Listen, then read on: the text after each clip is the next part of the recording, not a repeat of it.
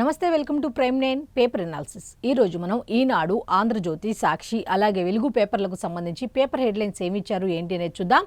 దీనిలో భాగంగా ఫస్ట్ మనం ఈనాడు పేపర్ ఓపెన్ చేయగానే ఫస్ట్ వార్త వచ్చి అమెరికా, ఇజ్రాయెల్, ఇరాన్కి సంబంధించి యుద్ధానికి సంబంధించిన ఒక వార్త అయితే ఉంది. దీనికి సంబంధించిన హెడ్లైన్ ఏమి ఇచ్చారు అంటే హర్ముజ్పై అల్టిమేటం అన్నట్టుగా హెడ్లైన్తో కూడిన వార్త అయితే ఈ విధంగా ఇచ్చారు. 48 గంటల్లోగా తెరవాలి అంటూ, లేకపోతే ఇరాన్ విద్యుత్ కేంద్రాలను ధ్వంసం చేస్తామంటూ ట్రంప్ అయితే ఇరాన్కు వార్నింగ్ ఇచ్చినట్టుగా తెలుస్తోంది. హర్ముజ్ జలసంధిని అయితే ఖచ్చితంగా 48 గంటల్లో తెరవాల్సిందే, లేకుంటే ఇరాన్లోని విద్యుత్ కేంద్రాలను అయితే మేము టార్గెట్ చేసి ధ్వంసం చేస్తామన్నట్టుగా ట్రంప్ అయితే హెచ్చరికలు జారీ చేయడం జరిగింది. అయితే దీనికి సంబంధించి అలా చేస్తే హర్ముజ్ను పూర్తిగా మూసేస్తాం, ఇప్పుడు వరకు అయితే పాక్షికంగా మాత్రమే మేము మూసాం కదా, ఇప్పుడు కంప్లీట్గా మూసేస్తాం అంటూ మీ ఏదో అంటారు కదా, శతకోటి దరిద్రాలకి అనంతకోటి ఉపాయాలు అన్నట్టుగా మీరు చేయాల్సింది మీరు చేస్తే దానికి తగ్గట్టుగా, దానికి ధీటుగా మేం కూడా చేస్తాం అన్నట్టుగా ఇరాన్ కూడా తగ్గట్టుగా రిప్లై ఇచ్చినట్టుగా తెలుస్తోంది. మొత్తానికి హర్ముజ్పై అల్టిమేటం అయితే ఇవ్వటం జరిగింది ట్రంప్. దీనికి సంబంధించి 48 గంటల్లో ఖచ్చితంగా హర్ముజ్ జలసంధిని అయితే తెరవాల్సిందే, లేదంటే విద్యుత్ కేంద్రాలను ధ్వంసం చేస్తామని హెచ్చరికలు చేసిన నేపథ్యంలో అమెరికా అయితే ఇరాన్ దానికి ధీటుగా బదులు కూడా ఇచ్చింది. అలా చేస్తే కంప్లీట్గా మూసేస్తామంటూ కూడా హెచ్చరికలకి తిరిగి రిప్లై ఇవ్వటం కూడా జరిగింది. దీనికి సంబంధించి ఇజ్రాయెల్పై క్షిపణులతో విరుచుకుపడిన ఇరాన్, ఇజ్రాయెల్ని అయితే టార్గెట్గా చేసుకొని ఇజ్రాయెల్ వల్లే ఇదంతా జరుగుతోంది అనేది ఏ విధంగా వినిపిస్తున్నాయో, ఇప్పుడైతే ఇజ్రాయెల్పై క్షిపణులతో విరుచుకుపడిన ఇరాన్ అయితే దాదాపు 200 మందికి అయితే గాయాలు అయినట్టుగా తెలుస్తోంది. అయితే దీనికి సంబంధించిన డీటెయిల్స్ కూడా ఒకసారి చూద్దాం. పశ్చిమాసియాలో యుద్ధం రోజు రోజుకు మరింత తీవ్ర స్థాయికి చేరుతోంది. తమ నతాంజ్ అణుశుద్ధి కేంద్రంపై వైమానిక దాడులకు ప్రతీకారంగా ఇజ్రాయెల్పై ఇరాన్ తాజాగా విరుచుకుపడింది. అయితే తమ నతాంజ్ అణుశుద్ధి కేంద్రంపై ఇజ్రాయెల్ దాడి చేసిన నేపథ్యంలో దానికి ధీటుగా కూడా ఇరాన్ కూడా గట్టిగా బదులు ఇవ్వాలి అన్న ఉద్దేశంతో ఒకేసారి మరోవైపు హర్ముజ్ జలసంధిని ఓ పక్క దీనికి సంబంధించి ఇజ్రాయెల్ మీద దాడి ఇరాన్ ముమ్మరం చేస్తుంటే, ఈలోపు ట్రంప్ మధ్యలో వచ్చి అల్టిమేట్ వాళ్ళ హెచ్చరికలు జారీ చేశాడు. ఏమని? హర్ముజ్ జలసంధిని 48 గంటల్లోగా తిరిగి తెరవాలంటూ టెహ్రాన్కు అమెరికా అధ్యక్షుడు డొనాల్డ్ ట్రంప్ అల్టిమేటం జారీ చేసినట్టు తెలుస్తుంది. అయితే దక్షిణ ఇజ్రాయెల్లోని డిమోనా, అరాద్ నగరాలపై ఇరాన్ జరిపిన దాడులో దాదాపు 200 మంది గాయపడ్డారట. నతాంజ్పై దాడికి ప్రతిగా ఇజ్రాయెల్ అణ్వాయుధ కార్యక్రమంలో అత్యంత కీలకమైన ది షిమోన్ పెరెస్ నెగేవ్ అణు పరిశోధనా కేంద్రాన్ని ఇరాన్ శనివారం రాత్రి లక్ష్యంగా చేసుకుంది. దానిపైకి క్షిపణులను ప్రయోగించింది. టెహ్రాన్ ప్రయోగించిన బ్యాలిస్టిక్ క్షిపణుల్లో రెండింటిని ఇజ్రాయెల్ గగనతల రక్షణ వ్యవస్థలు అడ్డుకోలేకపోయాయి అన్నట్టుగా తెలుస్తోంది. అయితే ఇరాన్ అయితే చాలా తెలివిగా బిహేవ్ చేస్తుంది అన్నట్టుగా తెలుస్తోంది. 100 కిలోల పేలుడు పదార్థాలతో దూసుకు వచ్చిన ఈ క్షిపణుల్లో ఒక డిమోనోలో, మరొకటి అరాద్లో పడ్డాయి. దీంతో పలు భవనాలు అయితే ధ్వంసమయ్యాయి, భారీ నష్టం అయితే వాటిల్లినట్టుగా తెలుస్తోంది. దాదాపు 200 మంది గాయపడ్డారట. అయితే వారిలో 2 చిన్నారులు సహా 11 మందికి తీవ్ర గాయాలైనట్టుగా తెలుస్తోంది. తాజా దాడుల్లో అణు పరిశోధన కేంద్రం దెబ్బతినలేదని ఇజ్రాయెల్ వర్గాలు వెల్లడించాయి. అయితే ఇజ్రాయెల్ మాత్రం ఎటువంటి నష్టం జరగలేదు, అణు కేంద్రం అయితే దెబ్బ తినలేదు అన్నట్టుగా ఇజ్రాయెల్ చెప్పుకుంటూ వచ్చింది. అయితే ఇక్కడ భారత సంతతి ప్రజలు దాదాపు 7,500 మంది నివసిస్తున్నట్టుగా తెలుస్తోంది. వీరిలో అత్యధికులు మహారాష్ట్ర, కేరళ, పశ్చిమ బెంగాల్ నుంచి వచ్చి స్థిరపడిన వారు ఎక్కువగా ఉన్నారట. అయితే దీనికి సంబంధించి ఇంకా గగనతనాలకు ప్రస్తుతం రక్షణ లేదన్నారు. ఇకపై తాము చేసే దాడులు వాషింగ్టన్, టెల్ అవీవ్లను టార్గెట్గా చేస్తాము అన్నట్టుగా కూడా ప్రకటించడం జరిగింది. అయితే దీనికి సంబంధించింది ఇంకొకటి కూడా ఉందంటే, F-15 యుద్ధ విమానాన్ని కూల్చేశామన్న టెహ్రాన్. అయితే టెహ్రాన్ అయితే F-15 యుద్ధ విమానాన్ని కూల్చేశామని ప్రకటించినట్టుగా తెలుస్తోంది. హర్ముజ్ సమీపంలో శత్రువులకు చెందిన F-15 యుద్ధ విమానాన్ని కూల్చివేశామని ఇరాన్ అయితే ప్రకటించడం జరిగింది. అయితే F-15 తమ గగనతల రక్షణ వ్యవస్థ విజయవంతంగా లాకింగ్ చేస్తున్నట్లు వీడియో ఒకటి ఇరాన్ మీడియాలో విడుదలైంది. అమెరికాతో పాటు సౌదీ అరేబియా, ఇజ్రాయెల్, ఖతార్ వంటి పశ్చిమ దేశాల వద్ద F-15లు ఉన్నాయి. అయితే F-15 ఉన్న దేశాలు కూడా ఉన్నాయి. దాంట్లో ఈ హర్ముజ్ సమీపంలో ఒకదాన్ని అయితే మేము కూల్చివేశాము అన్నట్టుగా అయితే ఇరాన్ ప్రకటించడం జరిగింది. దీనికి సంబంధించిన డీటెయిల్స్ ఈ విధంగా ఉంటాయి. ఇంకొక వార్త ఉంది దీనికి సంబంధించి. భూతల దాడికి అమెరికా సిద్ధమవుతోందా? సమగ్ర వ్యూహాన్ని రూపొందించిన పెంటగాన్. అయితే భూతల దాడికి మేమైతే సిద్ధంగా ఉన్నట్టుగా ఇరాన్ అయితే ప్రకటించడం జరిగింది. అయితే దానికి ధీటుగా కూడా అమెరికా కూడా భూతల దాడికి అమెరికా సిద్ధమవుతోందా అన్నట్టుగా ఒక హెడ్లైన్తో కూడిన వార్త అయితే ఇచ్చారు. అయితే సమగ్ర వ్యూహాన్ని రూపొందించిన పెంటగాన్ అన్నట్టుగా తెలుస్తోంది. దీనికి సంబంధించిన కంప్లీట్ డీటెయిల్స్ అన్ని కూడా పేజ్ నెంబర్ 12లో ఉన్నాయి. నెక్స్ట్, ప్రభుత్వాధినేతగా మోదీ రికార్డు సృష్టించారు అన్నట్టుగా హెడ్లైన్తో కూడిన మరొక వార్త అయితే ఉంది. అయితే ఆయన గుజరాత్ ముఖ్యమంత్రిగా ఉన్నప్పుడు కానీ, ఇప్పుడు ప్రధానమంత్రి నరేంద్ర మోదీ గారు అన్న ప్లేస్లోకి రావడం కానీ, మొత్తంగా ఓవరాల్గా చూసుకుంటే దీనికి సంబంధించి 8,931 రోజులుగా పదవిలో కొనసాగిన వ్యక్తిగా ఆయనైతే రికార్డు సృష్టించారు. చాంబ్లింగ్ రికార్డును అధిగమించిన ప్రధాని అన్నట్టుగా అయితేంది. అయితే దీనికి సంబంధించి కేంద్ర మంత్రులు అయితే ప్రశంసల వర్షం కురిపించారు అన్నట్టుగా తెలుస్తోంది. మొత్తానికి అటు గుజరాత్ ముఖ్యమంత్రిగా ఉన్నప్పుడు కానీ, ప్రధానమంత్రిగా పోస్టులో ఉన్నప్పుడు కానీ ఆయన మొత్తంగా 8,931 రోజులైతే ఆయన పదవిలో ఉన్నట్టుగా తెలుస్తోంది. అయితే దీనికి సంబంధించిన కంప్లీట్ డీటెయిల్స్ కూడా ఇవ్వడం జరిగింది. ఆ డీటెయిల్స్ కూడా ఏంటి అనేది కనుక ఒకసారి మనం చూస్తే, ప్రభుత్వాధినేతగా ప్రధానమంత్రి నరేంద్ర మోదీ సరికొత్త రికార్డు సృష్టించారు అన్నట్టుగా తెలుస్తోంది. తొలుత గుజరాత్కు ముఖ్యమంత్రిగా, తర్వాత దేశానికి ప్రధానమంత్రిగా గత 8,931 రోజులుగా ఏకధాటిగా ఆయన అధికారంలో ఉన్నారు కంటిన్యూగా. ఇప్పటి వరకు సుదీర్ఘకాలం ప్రభుత్వాధినేతగా ఉన్న ఘనత సిక్కిం మాజీ ముఖ్యమంత్రి పవన్ కుమార్ చామ్లింగ్ పేరిట ఉండేది. అయితే సిక్కిం మాజీ ముఖ్యమంత్రి అయినటువంటి పవన్ కుమార్ చామ్లింగ్ పేరిట అయితే ఈ రికార్డు ఉండేదట. అయితే ఆయన 8,930 రోజుల పాటు అధికారంలో ఉన్నారు. మోదీ ఆదివారం దానిని అధిగమించారు. ఈ సందర్భంగా కేంద్ర మంత్రులు, మిగతా వాళ్ళు కూడా ప్రశంసల వర్షం కురిపించారు, అభినందనలు తెలిపారు అన్నట్టుగా తెలుస్తోంది.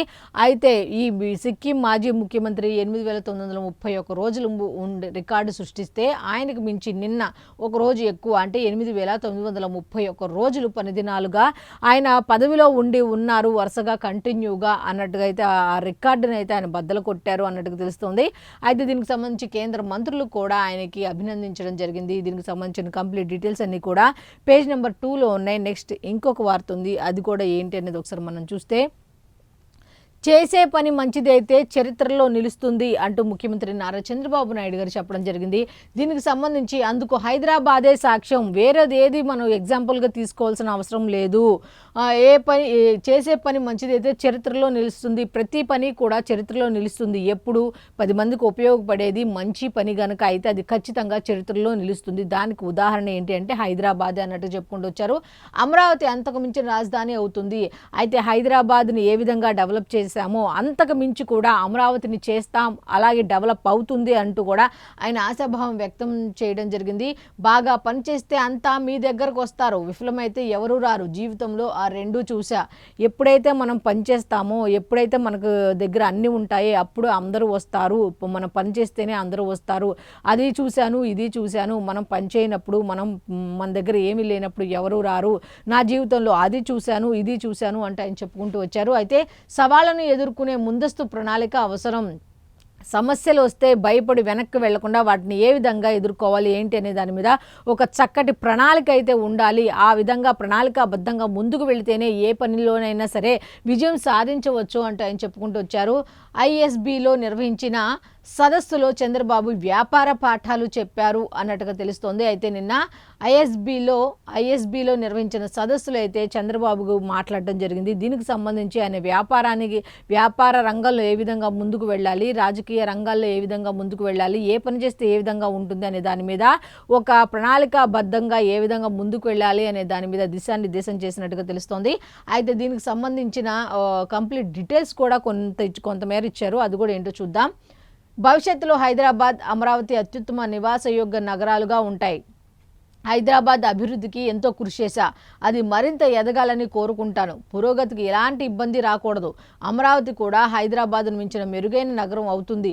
2 నెంబర్ 1, నెంబర్ 2లో ఉండాలి అంటూ ముఖ్యమంత్రి చంద్రబాబు నాయుడు గారు అయితే నిన్న హైదరాబాద్లోని ఐఎస్బిలో ఆదివారం నిర్వహించిన ట్రాన్స్ఫార్మింగ్ ఏఐ సదస్సులో మాట్లాడుతున్న సీఎం చంద్రబాబు ముఖాముఖి నిర్వహిస్తున్న Reddy labs chairman doctor Satish Reddy అన్నట్టుగా అయితే వార్త అయితే ఇచ్చారు. అయితే మొత్తానికి ఆయన చెప్పింది ఏంటంటే, ప్రణాళికాబద్ధంగా ఏ విషయంలో అయినా ఒక విజయాన్ని సాధించాలి ఒక పనిలో అంటే ఖచ్చితంగా ప్రణాళిక ఉండాలి. ఆ ప్రణాళిక పరంగా మనం కనుక ముందుకెళ్తే లైఫ్లో ఏదైనా సాధించవచ్చు. నా లక్ష్యాన్ని హైదరాబాద్ లక్ష్యంగా చేసుకున్నాను, డెవలప్ చేశాను. సో ఇప్పుడు నెక్స్ట్ అమరావతి అవుతుంది. హైదరాబాద్ కూడా ఇంకా డెవలప్ అవ్వాలని కోరుకుంటాను. ఇప్పుడు డెవలప్ అవుతున్న రాష్ట్రాల్లో నెంబర్ 1, నెంబర్ 2 పొజిషన్లో హైదరాబాద్, అమరావతి ఉండాలని నేను కోరుకుంటాను అన్నట్టుగా నిన్న ఐఎస్బీలో నిర్వహించిన సదస్సులో అయితే ఆయన పాల్గొనడం జరిగింది. దీనికి సంబంధించి వ్యాపార రంగంలో ఏ విధంగా ముందుకు వెళ్ళాలి ఏంటి అనే దాని మీద ఒక ఖచ్చితమైన ప్రణాళిక ఉండాలి అన్నట్టుగా ఆయన ఏ విధంగా ముందుకు వెళ్ళాలనే దాని మీద కంప్లీట్ డీటెయిల్స్ కూడా ఇవ్వడం జరిగింది. అయితే దీనికి సంబంధించిన కంప్లీట్ డీటెయిల్స్ అన్నీ కూడా పేజ్ నెంబర్ 3లో ఉన్నాయి. నెక్స్ట్ ఇంకొక వార్త ఉంది. ఆ వార్త కూడా ఏంటనేది కానీ ఒకసారి మనం చూస్తే, మెరిసిన ఎర్ర బంగారం మిర్చికి క్వింటాలకు సగటున 20,000 అన్నట్టుగా. అయితే ఇప్పటి వరకు కూడా ఈ మిర్చి రైతులు అయితే నిజంగా భారీ నష్టాలు చవి చూశారు. కొంతమంది రైతులైతే పంట ఇంకా వేయకూడదు అని చెప్పి దాని దగ్గర నుంచి వెళ్ళిపోయిన రైతులు చాలామంది ఉన్నారు. నెక్స్ట్ కొంతమంది అయితే పంట సాగు తగ్గించిన వాళ్ళు కూడా కొంతమంది ఉన్నారు. అయితే ఎట్టకాయలకైతే ఇది మిర్చికి క్వింటాల్కు సగటున 20,000 దక్కింది. అంటే దాదాపు గతంలో పోలిస్తే ఒక 5,000 రూపాయలు ఎక్కువగా వచ్చినట్టుగా తెలుస్తోంది. అయితే దీనికి సంబంధించి మొత్తానికి మిర్చి రైతుకైతే కాస్తంత ఊరట కలిగించేనా అంటే కలిగించినట్టుగా కలిగింది అనే చెప్పొచ్చు.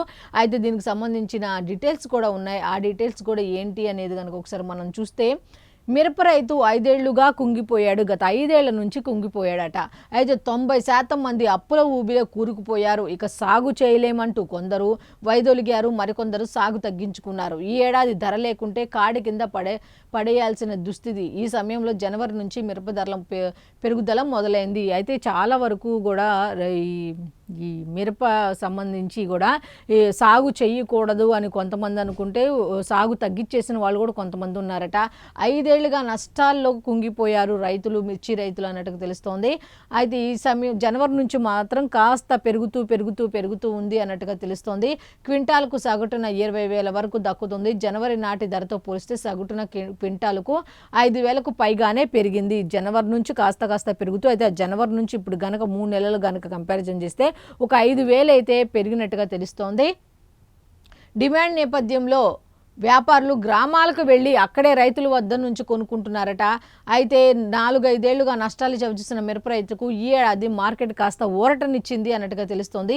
శీతల గోదాముల్లోని సరుకు క్రమంగా తగ్గుతోంది. గుంటూరు మార్కెట్ యార్డుకు గత మంగళవారం 1.29 లక్షల బస్తాల మిర్చి రాగా 1.26 లక్షల బస్తాలు అమ్ముడుపోయాయి. అయితే చూడండి, ఒక రకంగా మంచిగా అమ్ముడుపోయని చెప్పచ్చు.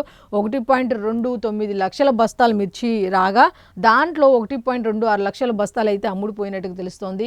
అయితే దీనికి సంబంధించి ఇక్కడ విజువల్ కూడా ఇచ్చారు చూడండి. వాస్తవానికి గతంతో పోలిస్తే మిరప సాగు పెట్టుబడులు భారీగా పెరిగాయి. అన్ని ఖర్చులు కలిపి ఎకరాకు 4 లక్షల వ్యయమవుతోంది. ఎకరాకు 25 క్వింటాల దిగుబడి వస్తే సగటున క్వింటాలకు 18,000 ధర లభిస్తే 4.50 లక్షల వరకు చేతికి వస్తోంది అన్నట్టుగా ఒక రకంగా లాభాల బాటలోనే ఉన్నారు. పర్వాలేదు, ఈ కుంగిపోయిన రైతులకు కాస్త ఊరటనిచ్చే విధంగానే ఉంది మిర్చి రైతులకు అన్నట్టుగా తెలుస్తోంది. అయితే దీనికి సంబంధించిన కంప్లీట్ డీటెయిల్స్ అన్నీ కూడా పేజ్ నెంబర్ 2లో ఉన్నాయి. నెక్స్ట్ ఈనాడుకు సంబంధించిన హెడ్లైన్స్ ఈ విధంగా ఉన్నాయి. నెక్స్ట్ మనం సాక్షికి వెళ్ళిపోదాం. సాక్షిలో ఏమున్నాయి ఏంటి అనేది కనుక ఒకసారి మనం చూస్తే, సాక్షికి సంబంధించి ఐపీఎల్కి సంబంధించి కోల్కతా హిట్ అవుతుందా, కోల్కతాకు సంబంధించిన కథ హిట్ అవుతుందా ఫట్ అవుతుందా అన్నట్టుగా 4వ ఐపీఎల్ టైటిల్పై కోల్కతా నైట్ రైడర్స్ గురిపెట్టారు అన్నట్టుగా ఒక హెడ్లైన్తో కూడిన వార్త అయితే ఇచ్చారు. దీనికి సంబంధించిన కంప్లీట్ డీటెయిల్స్ స్పోర్ట్స్ పేజీ, సాక్షికి సంబంధించి స్పోర్ట్స్ పేజీలో ఉంది.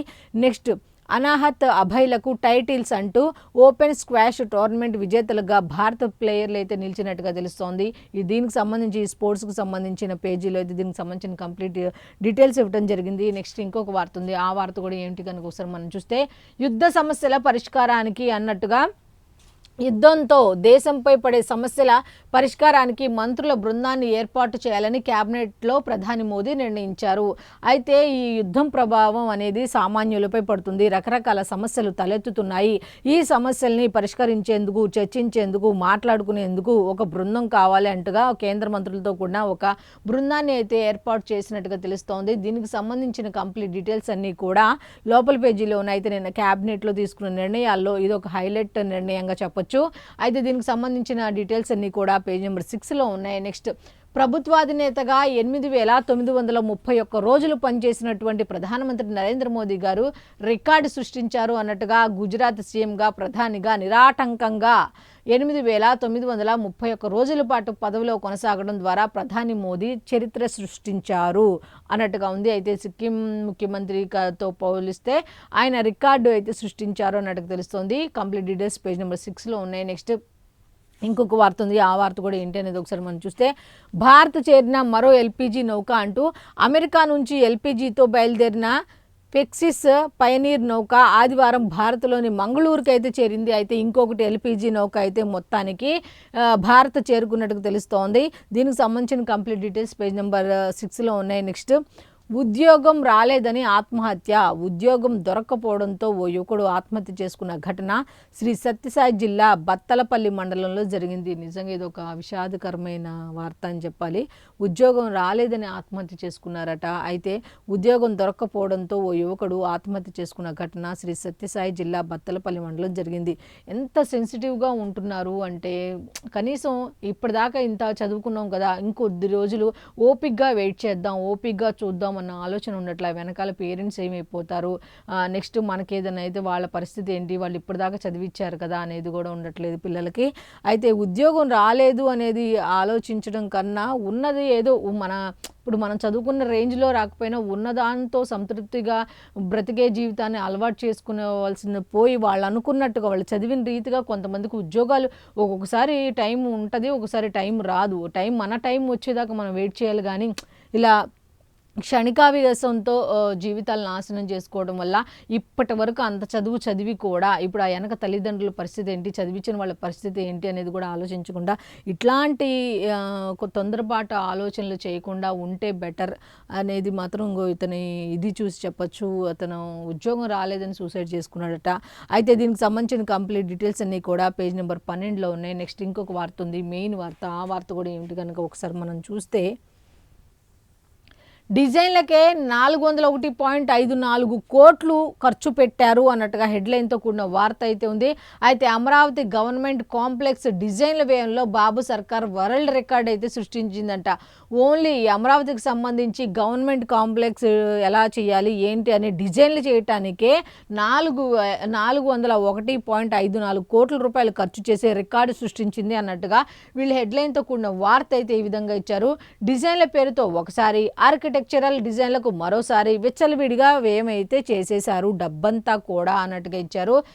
ఏజీసీ మాస్టర్ ఆర్కిటెక్ట్గా 2016లో జపాన్ సంస్థ మకీ అసోసియేట్స్ ఎంపిక అన్నట్టుగా కారణాలు చెప్పకుండానే ఆ టెండర్లు పిలవటం, కారణాలు చెప్పకుండా ఆ టెండర్ రద్దు చేయటం, ఇలా చేశారు. మొత్తం ఏపీలో పారదర్శకత ఉండదు, అంతా లోపాయికారి ఒప్పందాలైన మకీ చైర్మన్ పుమిహికో అంటూ ఆయన వ్యాఖ్యానించారు అన్నట్టుగా కూడా ఇక్కడైతే ఇచ్చారు. ఇంకోటి, అప్పులు తెచ్చి అడుగడుగునా దోపిడీ చేస్తున్నారు. అయితే అప్పులైతే తీసుకొస్తున్నారు, ఆ అప్పులో కూడా దోపిడీ చేస్తున్నారు అన్నట్టుగా తెలుస్తుంది. రాజధాని పేరుతో అధిక వడ్డీలకు అప్పులు చేసి బాబు దోబరా ఖర్చులకు ఉపయోగపడుతున్నారు. పేరుకైతే అమరావతి అనే పేరు, రాజధాని పేరు చెప్పి అప్పులు తీసుకొస్తున్నారు, దాన్ని అనవసరంగా వేస్ట్ ఖర్చులు చేసేసి పాడు చేసేస్తున్నారు అన్నట్టుగా వీళ్ళైతే హెడ్లైన్స్ ఇవ్వడం జరిగింది. అమరావతి పేరుతో అంతులేని దోబరాపై ఇంజనీరింగ్ వర్గాలు విస్మయం చెందుతున్నాయంట. అసలు ఏంటి డబ్బు తీసుకొస్తున్నారు, కానీ నిర్మాణం విషయానికి వస్తే ఏంటి అంతంత మాత్రంగానే ఉన్నాయంటే, ఆఖరికి ఇంజనీరింగ్ వర్గాలు కూడా విస్మయం చెందుతున్నాయంట. అసలు ఏమైపోతుంది అన్నట్టుగా. అయితే దీనికి సంబంధించిన కంప్లీట్ డీటెయిల్స్ అన్నీ కూడా పేజ్ నెంబర్ 2లో ఉన్నాయి. నెక్స్ట్ ఇంకొక వార్త ఉంది, యుద్ధానికి సంబంధించిన వార్త అయితే ఇక్కడ సాక్షి పేపర్లో ఏమిచ్చారు ఏంటి అనేది ఒకసారి మనం చూస్తే, ఇజ్రాయెల్ అణు కేంద్రమే లక్ష్యంగా క్షిపణుల వర్షం అన్నట్టుగా ఒక వార్త అయితే ఉంది. అరాద్, డిమోనా నగరాలపై ఇరాన్ దాడులు అయితే నిర్వహించింది అన్నట్టుగా ఇచ్చారు.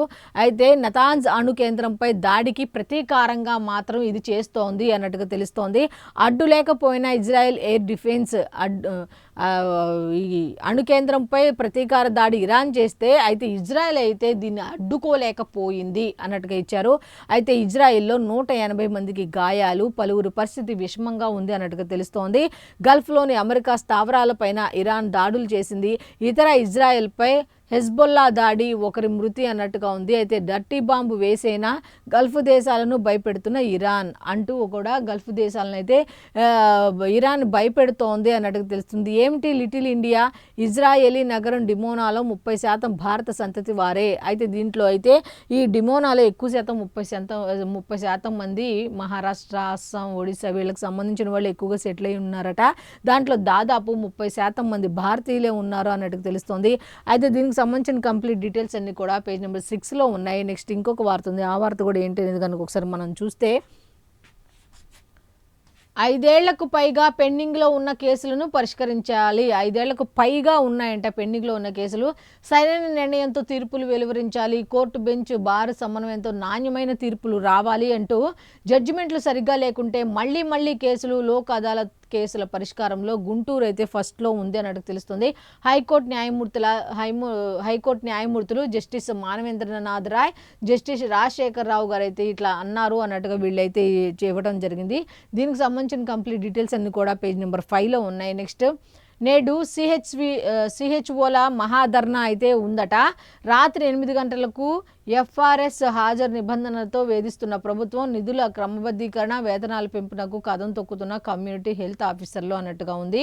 అయితే పోరుబాటలో అంగన్వాడీలు అన్నట్టు ధర్నాలకు సంబంధించిన దానికే ఉంటుంది మెయిన్ పేపర్ మొత్తం. మంత్రి ఇచ్చిన హామీ అమలు చేయలేదని మండిపాటు, ఉద్యమిస్తే వేతనాలు కట్ చేస్తామని బెదిరిస్తున్నారు. ప్రభుత్వ బెదిరింపులకు తలొగ్గం, దశల వారీగా పోరాటాలు చేస్తాం, యూనియన్ నేతలు స్పష్టీకరణ అంటూ ఒక వార్త అయితే ఇచ్చారు. అయితే దీనికి సంబంధించిన కంప్లీట్ డీటెయిల్స్ అన్ని కూడా పేజ్ నెంబర్ 2లో ఉన్నాయి. నెక్స్ట్, 22A నిషేధిత జాబితా నుంచి 51,603 ఎకరాలు అయితే తొలగించారట. దీనికి సంబంధించిన డీటెయిల్స్ అన్నీ కూడా లోపల ఉన్నాయి.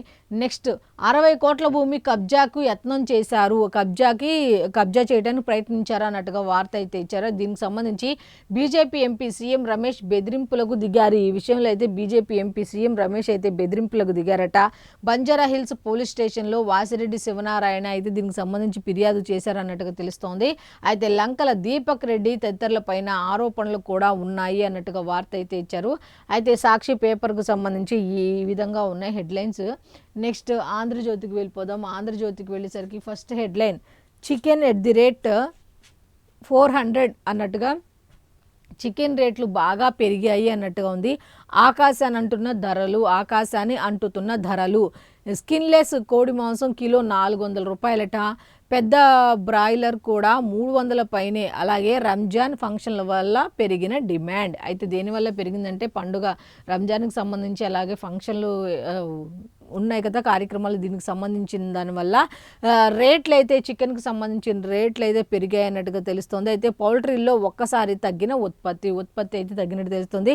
అయితే మొత్తానికైతే మరోవైపు గుడ్డు ధర నేల చూపులు. అంటే ఈ యుద్ధం వల్ల ఎగుమతులు లేక గుడ్లు కూడా ఎగుమతి కాక ఎక్కువ శాతం ఉండటం వల్ల ఏమైందంటే ధర తగ్గిపోయింది అన్నట్టుగా తెలుస్తుంది. అయితే దీనికి సంబంధించిన కంప్లీట్ డీటెయిల్స్ పేజ్ నెంబర్ 14లో ఉన్నాయి. నెక్స్ట్, ఇంకొక వార్త ఉంది. ఆ వార్త కూడా ఏంటి అనేది కనుక ఒకసారి మనం చూస్తే, 51,603 ఎకరాలకు విముక్తి అంటూ హెడ్లైన్తో కూడిన వార్త అయితే ఉంది. ఈ 22A భూములకు సంబంధించి 22A నుంచి తొలగింపు ప్రభుత్వ సంచలన నిర్ణయం అయితే తీసుకుంది. అయితే 51,603 ఎకరాలకు అయితే విముక్తి లభించింది అన్నట్టుగా తెలుస్తోంది. ఈ నిషేధిత జాబితా నుంచి అయితే తొలగించారట. 22A నుంచి తొలగింపు ప్రభుత్వం సంచలన నిర్ణయం తీసుకుంది అన్నట్టుగా వాటిని ఏపీఐఐసి పేరిట పట్టా భూములుగా మ్యూటేషన్ చేయాలని దిశానిర్దేశం చేశారు అన్నట్టు తెలుస్తుంది. అయితే 15 రోజుల్లో ఈ ప్రక్రియ పూర్తి చేయాలి అన్నట్టుగా ఆదేశించడం జరిగింది. కలెక్టర్లు, ఆర్డీఓలు, తహసీల్దార్లు, సబ్ రిజిస్ట్రార్లకు పరిశ్రమల శాఖ అయితే ఆదేశాలు జారీ చేసింది. దీనికి సంబంధించింది కూడా కరెక్ట్గా 15 రోజుల్లో ప్రాసెస్ అంతా జరగాలి అన్నట్టుగా తెలుస్తోంది. అయితే ఏపీఐఐసికి ఇచ్చిన భూముల్లో 1,21,603 ఎకరాలు ఇప్పటికీ నిషేధిత జాబితాలోనే ఉన్నాయి. ఇప్పటికీ కూడా ఉన్నాయట.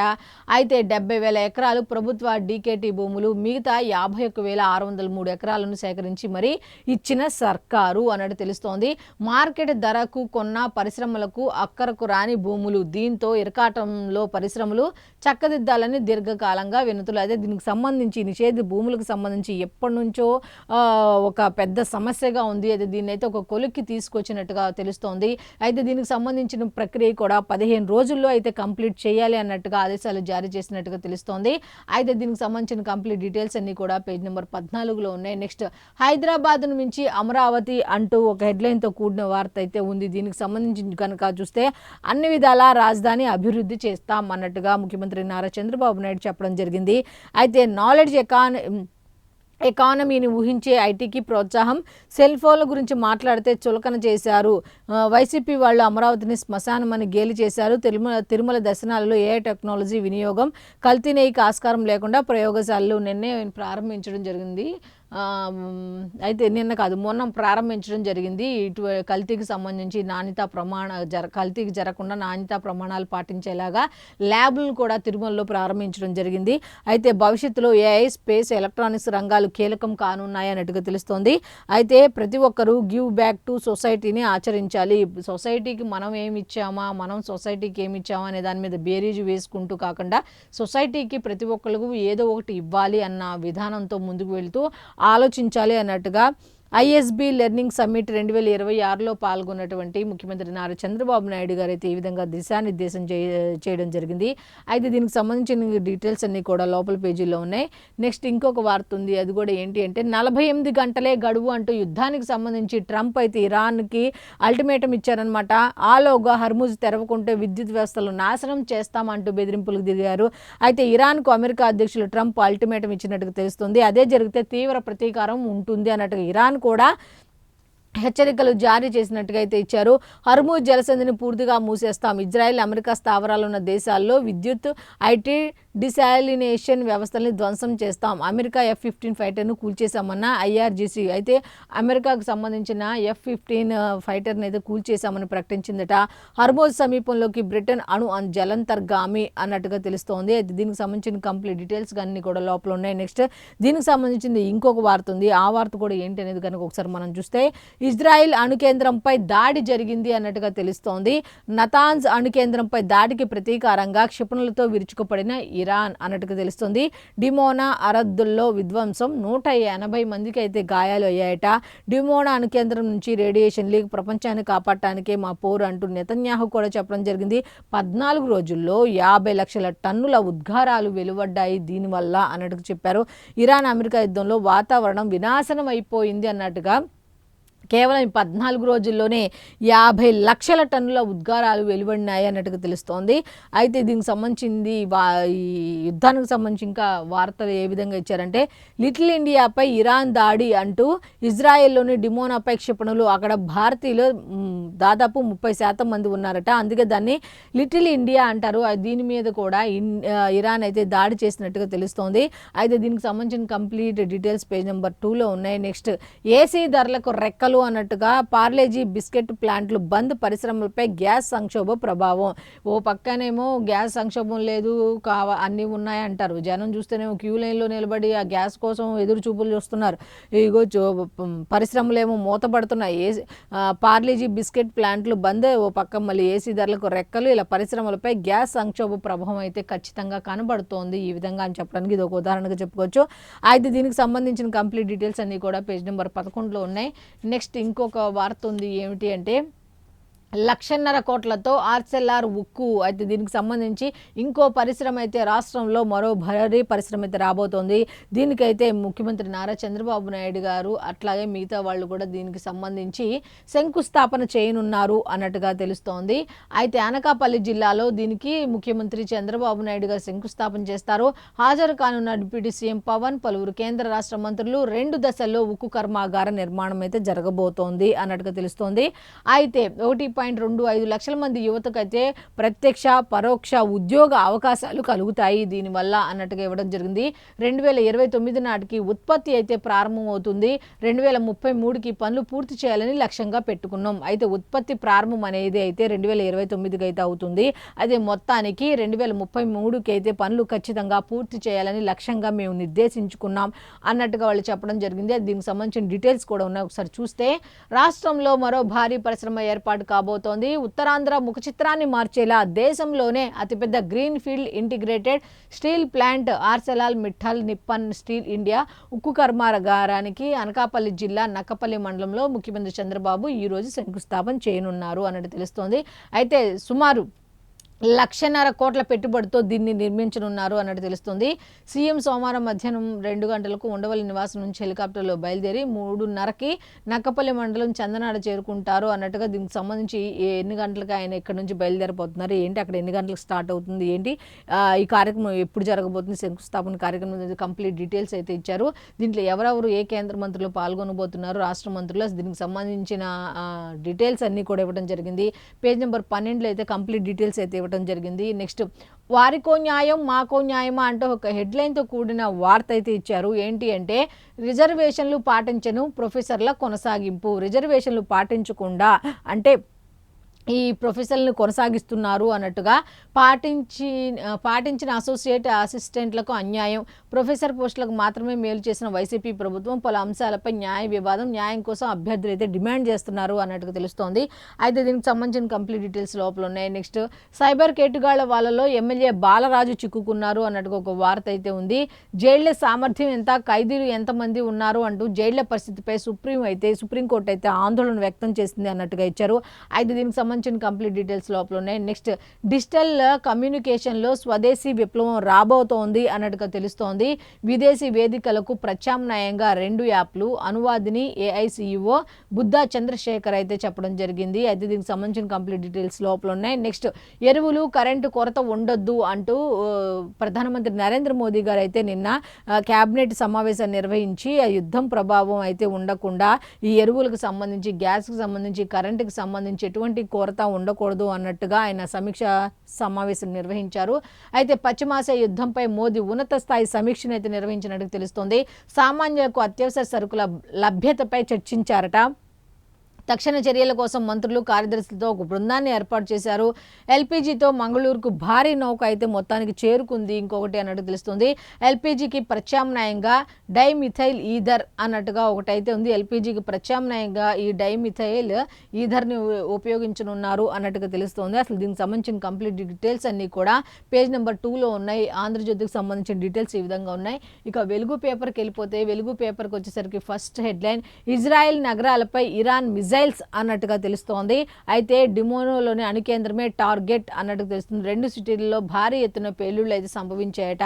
అయితే దీనికి సంబంధించి యుద్ధానికి సంబంధించిన కంప్లీట్ డీటెయిల్స్ అన్ని కూడా లోపల పేజీలో ఉన్నాయి. నెక్స్ట్ మాది రైతు ప్రభుత్వం అంటూ ఒక హెడ్లైన్తో కూడిన వార్త అయితే ఇవ్వడం జరిగింది. రైతు భరోసా కింద 3,600 కోట్ల రూపాయలు విడుదల అన్నట్టు సీఎం రేవంత్ రెడ్డి అయితే చెప్పడం జరిగింది. 45 రోజుల్లో రైతులందరి ఖాతాల్లో 9,000 కోట్లు జమ అన్నట్టుగా ఇచ్చారు. అయితే నిన్న ఆదివారం కావడంతో ఇది జమ కాలేదు. ఈ రోజు నుంచి అయితే ఒక్కొక్కరి ఖాతాల్లో, రైతుల ఖాతాల్లో ఈ అమౌంట్ అంతా కూడా జమ అవుతుంది అన్నట్టుగా అయితే కంప్లీట్ డీటెయిల్స్ ఇచ్చారు. నెక్స్ట్ 48 గంటల్లో హర్ముజ్ తెరవాలి అంటూ ట్రంప్ వార్నింగ్ ఇవ్వడం జరిగింది. ఇరాన్ లేదంటే పవర్ ప్లాంట్లు పేల్చేస్తాం అంటూ హెచ్చరిక ఇచ్చారు. అయితే అట్లయితే మొత్తానికే మూస్తాం అంటూ ఇరాన్ కూడా హెచ్చరికలు తిరిగి రిప్లై కూడా ఇవ్వడం జరిగింది. కంప్లీట్ డీటెయిల్స్ లోపల ఉన్నాయి. నిషేధిత జాబితాలోకి లక్షల ఇండ్లు, నాన్ అగ్రికల్చర్ ఆస్తులను గుడ్డిగా బ్లాక్ లిస్ట్ చేసిన రెవెన్యూ అధికారులు అంటూ ఇక్కడ కూడా ఇదే పరిస్థితి అనమాట. ఆల్రెడీ ఇదే సమస్య ఆంధ్రాలో ఉంది, ఇప్పుడు ఇక్కడ తెలంగాణలో కూడా ఇదే సమస్య అన్నట్టుగా ఇచ్చారు. అయితే దీనికి సంబంధించిన కంప్లీట్ డీటెయిల్స్ లోపల ఉన్నాయి. నెక్స్ట్ 25న కాంగ్రెస్కు రాజీనామా చేస్తా అంటూ ఇక పార్టీలో కొనసాగలేను అంటూ జీవన్ రెడ్డి స్పష్టంగా చెప్పడం జరిగింది. అభిమానులతో భేటీ తర్వాత భవిష్యత్ కార్యాచరణ ప్రకటిస్తానంటూ వెల్లడి అంటూ వార్త అయితే ఇచ్చారు. కంప్లీట్ డీటెయిల్స్ లోపల ఉన్నాయి. నెక్స్ట్ మూసీకి కావాల్సింది పునరుజ్జీవం, చేపలు బతికేలా నీటి నాణ్యత పెంచాలి వెదిరే శ్రీరామ్. అలాగే మధు పార్క్ రిడ్జ్ వాసులు వార్నింగ్ జోన్లో ఉన్నారు అంటూ కూల్చనక్కర్లేదు అంటూ మూసీ ముసుగులో కాళేశ్వరం తరహా దోపిడీ బీజేపీ రాష్ట్ర చీఫ్ రామచంద్రరావు అయితే చెప్పడం జరిగింది. కంప్లీట్ డీటెయిల్స్ లోపల ఉన్నాయి. నెక్స్ట్ దశరథ రాముడా రామనారాయణుడా అంటూ భద్రాద్రి రాములూరిపై తెగని పంచాయతీ అన్నట్టుగా ఉంది. ఉన్న సమస్యలు సరిపోనట్టుగా దేవుళ్ళ మీద కూడా ఈ విధంగా రకరకాల ఊహాగానాలు. అయితే భద్రాద్రి రాములూరిపై తెగని పంచాయతీ, గోత్రం ప్రవర వివాదంపై నేడు హైకోర్టులో అయితే విచారణ జరగనుంది అన్నట్టు తెలుస్తుంది. అయితే 2022లో హైకోర్టులో పిటిషన్ అయితే వేశారట. 5గురు పండితులతో కమిటీ వేసిన కోర్టు 2024లో దేవాదాయ శాఖకు నివేదిక అయితే సమర్పించినట్టుగా తెలుస్తోంది. అయితే కమిటీ నివేదికపై సర్వత్రా అయితే ఆసక్తి నెలకొంది. అసలు ఏమిటి దీని మీద అనే దాని మీద. అయితే అక్కడ దశరథ రాముడా లేక రామనారాయణుడా అన్నట్టుగా కళ్యాణ విధులకు ప్రధాన అర్చకుడిని దూరం పెట్టాలని భక్తులు అయితే డిమాండ్ చేశారు అన్నట్టుగా తెలుస్తోంది. అయితే దీనికి సంబంధించి కంప్లీట్ డీటెయిల్స్ లోపల పేజీలో ఉన్నాయి. నెక్స్ట్ ఇంకొక వార్త ఉంది, అది కూడా ఏంటంటే ప్రభుత్వాధినేతగా 8,931 రోజులు అంటూ సీఎంగా ప్రధానిగా ఆయన ప్రధానమంత్రి నరేంద్ర మోదీ గారు అయితే అరుదైన రికార్డు సృష్టించారు. 8,931 రోజులు కంటిన్యూగా అధికారంలో ఉండి అన్నట్టుగా అత్యధిక కాలం హెడ్ ఆఫ్ ది గవర్నమెంట్గా ఉన్న నేతగా గుర్తింపు. సిక్కిం మాజీ సీఎం చామ్లింగ్ పేరిట ఉన్న రికార్డ్ని ప్రధానమంత్రి నరేంద్ర మోదీ గారు అయితే బ్రేక్ చేశారు అన్నట్టుగా ఉంది. అయితే మొత్తానికి వెలుగు పేపర్కి సంబంధించిన డీటెయిల్స్ అయితే ఈ విధంగా ఉన్నాయి. సో ఇప్పటి వరకు మనం ఈనాడు, ఆంధ్రజ్యోతి, సాక్షి అలాగే వెలుగు పేపర్లకు సంబంధించి పేపర్ హెడ్లైన్స్ ఏమి ఇచ్చారు ఏంటి అనేది చూసాం కదా. సో ఇది ఈనాటి పేపర్ ఎనాలిసిస్. మళ్ళీ రేపటి అనాలిసిస్లో కలుద్దాం. అంతవరకు సెలవు. నమస్కారం.